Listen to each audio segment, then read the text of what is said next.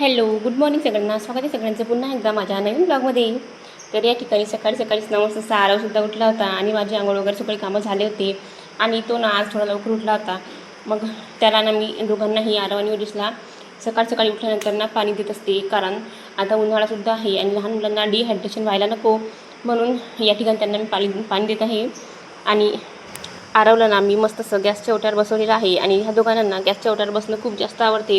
मी जेव्हा स्वयंपाक करते ना तेव्हा ते माझ्याजवळच असतात.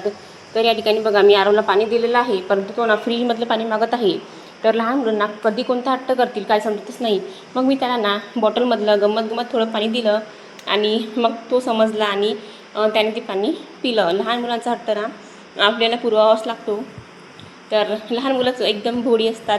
मी त्याला फ्रीजमधलं पाणी नाही दिलं बरं का, फक्त बॉटल दाखवली. तर त्याला वाटलं हे फ्रीजमधलंच पाणी आहे का, तर तो पटकन ते बॉटल पाहिल्याबरोबरच पाणी प्यायला सुद्धा लागला. उठल्यानंतर ना मी थोड्या वेळ आरव आणि ओजसची लाड करत असते, कारण लहान मुलांना आपल्या मायेची खूप जास्त गरज असते. तर या ठिकाणी आरवने पाणी वगैरे पिलं. मग ना मी मस्त असं देवाचे स्वच्छ भांडे वगैरे घासून घेतले. मी आठवड्यातून एकदा ना देवाचे आणि भांडे स्वच्छ करत असते. तर या ठिकाणी मस्त असे देवाचे भांडे स्वच्छ केलेले आहे आणि आता मी करायला घेणार आहे पूजा. चला मग तुम्हाला दाखवते. तर मंदिरसुद्धा मी एक वेळा मस्त असं स्वच्छ करून घेत असते.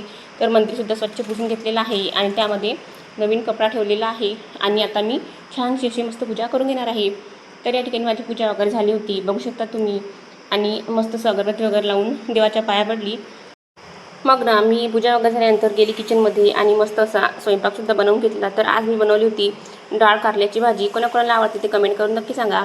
आणि सोबतच एका साईडला कणिकसुद्धा भिजून घेतली होती पोळ्या करण्यासाठी, दाखवते मी तुम्हाला. तर असा असतो माझा डेलीचा रुटीन. आणि संध्याकाळी ना मी इडलीसाठीसुद्धा टाकलं होतं. तर ह्या ठिकाणी बघा आरव स्वयंपाक करतानासुद्धा माझ्या ओट्यावर बसलेला असतो, त्याला खूप जास्त आवडते. तर फायनली संध्याकाळ झाली होती आणि एका ठिकाणी मी सांबार फोडणी दिलं होतं आणि इडल्यासुद्धा लावून घेतल्या होत्या. तर असा होता माझा संपूर्ण दिवस. तुम्हाला माझा आता छोटासा ब्लॉग कसा वाटला ते कमेंट करून नक्की सांगा आणि आवडल्यास लाईक आणि सबस्क्राईब करा.